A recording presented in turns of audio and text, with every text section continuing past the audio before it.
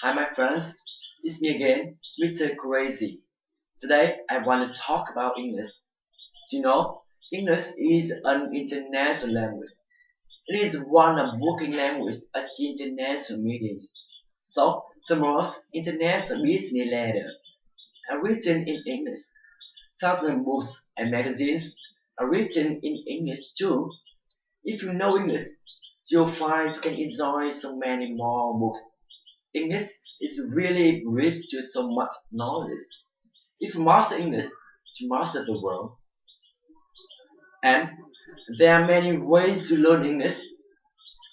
Unfortunately, a lot of people don't know what they must focus on when they are learning English. So now, I'll give you some ways to learn English.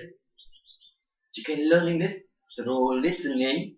You can learn English through singing. You can learn English through reading. And you can learn English through writing. But the best way to learn English is through speaking and reciting as many sentences as possible. The more sentences you can put out, the better you can express yourself. When you remember all things you want to say, you can talk freely with all friends. Most importantly, you can talk with all foreigners you meet and communicate easily with the world. Wow, that's very interesting, right? Of course. But the best method is not really enough to have you success. If you really want to succeed, you must remember that success comes from emotion. 80% of success is emotion. The other 20% is method. It's how to do it. That's why people who feel bad when they are learning English, they learn much more slowly. And people who have high energy and good emotionally, they learn so much faster. And craziness is the best method in the world because crazy English has best teacher.